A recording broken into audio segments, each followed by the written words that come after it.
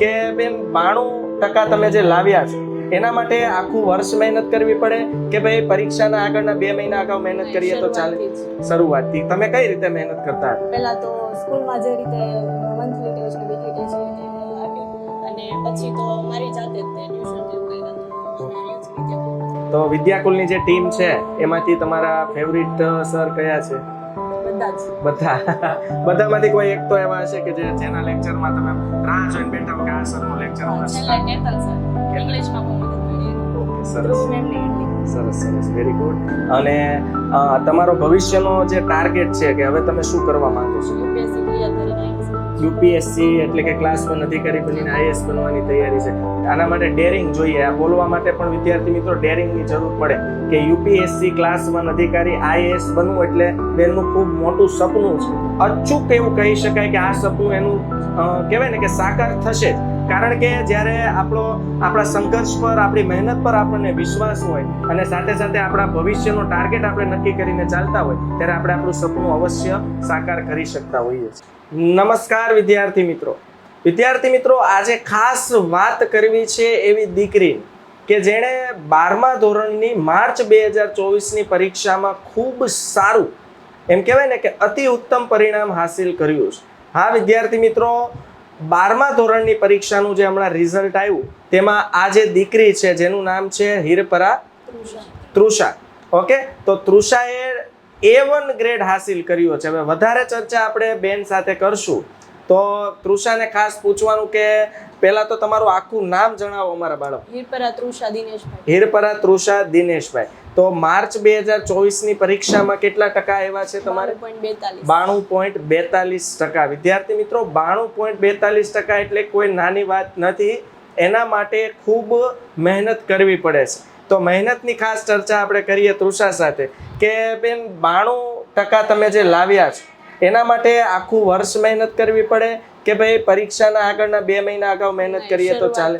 શરૂઆતથી તમે કઈ રીતે મહેનત કરતા હતા? પહેલા તો સ્કૂલમાં જે રીતે મંથલી ટેસ્ટ ને વીકલી ટેસ્ટ એ રીતે આપી અને પછી તો મારી જાતે જ ટ્યુશન કે એવું કર્યા હતું અને યુથ વિદ્યાકુલની મદદથી. અને વિદ્યાકુલના તમે લાઈવ લેક્ચર મતલબ વિદ્યાકુલની ટીમ સાથે તમે જોડાયેલા?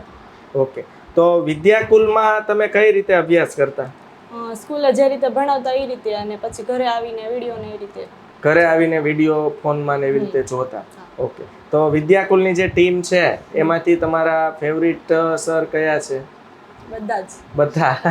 બધામાંથી કોઈ એક તો એવા હશે કે જેના લેક્ચરમાં તમે રાહ જોઈને બેઠા હો કે આ સરનો લેક્ચર હમણાં સ્ટાર્ટ થાય? કેતન સર, ઇંગ્લિશમાં બહુ મદદ મળી એની. ઓકે, સરસ, વેરી ગુડ. અને આજે તમે 92% લાવ્યા છો એમાં તમારા પરિવારનો, મમ્મી પપ્પાનો શું રોલ છે? બહુ મોટો હાથ છે. કઈ રીતે?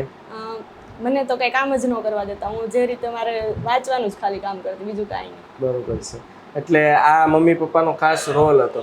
એ સાથે સાથે હું જોઈ શકું છું કે તમારા ઘરમાં સિલાઈ મશીનનું કામ પણ ચાલે છે. એટલે મમ્મી કામ પણ કરતા જાય છે અને તમને ભણવામાં ક્યાંય અગવડતા ન પડે એ માટેના તમામ પ્રયત્નો કરે છે. ઓકે, તો તમે અમારી જે ટીમ છે વિદ્યાકુલ એના માટે શું કહેવા માંગો છો? બસ કે ખાલી મમ્મી પપ્પાને ખુશ કરો, બસ, બીજું કંઈ. ઓકે, અને તમારો ભવિષ્યનો જે ટાર્ગેટ છે કે હવે તમે શું કરવા માંગો છો? યુપીએસસી ક્લિયર કરીને આઈએએસ. યુપીએસસી એટલે કે ક્લાસ 1 અધિકારી બનીને આઈએએસ બનવાની તૈયારી છે. ખૂબ વિદ્યાર્થી મિત્રો કહેવાય ને ડેરિંગ, આના માટે ડેરિંગ જોઈએ. આ બોલવા માટે પણ વિદ્યાર્થી મિત્રો ડેરિંગની જરૂર પડે કે યુપીએસસી ક્લાસ 1 અધિકારી આઈએએસ બનવું એટલે બેનનું ખૂબ મોટું સપનું છે. અને અત્યારે જે ટકા લાવી છે ધોરણ 12 બોર્ડની પરીક્ષામાં એ ઉપરથી અચૂક એવું કહી શકાય કે આ સપનું એનું કહેવાય ને કે સાકાર થશે જ. કારણ કે જ્યારે આપણા સંઘર્ષ પર, આપણી મહેનત પર આપણને વિશ્વાસ હોય અને સાથે સાથે આપણા ભવિષ્યનો ટાર્ગેટ આપણે નક્કી કરીને ચાલતા હોય ત્યારે આપણે આપણું સપનું અવશ્ય સાકાર કરી શકતા હોઈએ છીએ. તો તમે કઈ સ્કૂલમાં અભ્યાસ કર્યો અને સ્કૂલની ટીમે તમને આ ટકાવારી લાવવા માટે કઈ રીતે મદદ કરી? JBN કન્યા વિદ્યા મંદિરમાંથી અભ્યાસ કર્યો છે અને બસ બધા ટીચર મારી પાછળ જ લાગેલા હતા. જ્યાં પણ આગળ પડે ને આ બધે સપોર્ટ કરતા. ઓકે, સરસ, વેરી ગુડ.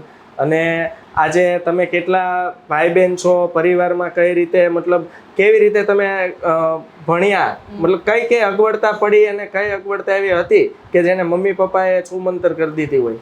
હું ને મારો ભાઈ બેન છીએ અને પપ્પાને 15,000 નું કામ થાય છે પણ તોય તે મને ભણાવવા માટે એ બધું કરે છે. બરોબર છે. એટલે વિદ્યાર્થી મિત્રો, આ પ્રશ્ન પૂછવા માટેનો હેતુ એ હતો કે આપણને હંમેશા એવું લાગે છે કે માતા પિતા આપણા માટે શું કરે છે.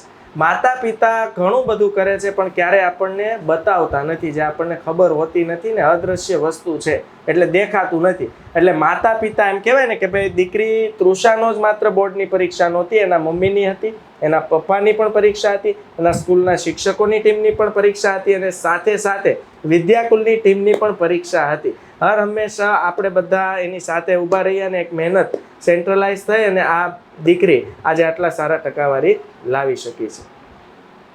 ઓકે, તો આજે વિદ્યાકુલની જે ટીમ છે, બરોબર છે, એમાં તમે જે કંઈ પણ લેક્ચર જોતા એના થકી તમે તમારા અભ્યાસમાં શું ઇફેક્ટ લાવી શક્યા? તમારા વિડીયોમાં પેલા એક તો આર્ટ્સ થોડું થાય તો કરાવી લેજો કેમ કે બીજા સ્ટુડન્ટને મદદ મળે. એમ આર્ટ્સ તમારામાં નહોતું ને. હા, ઇકોનોમિક્સ ને ઇંગ્લિશ ગુજરાતી બસ 3 તો હું યુથમાંથી જોડાઈને કરતી. સરસ.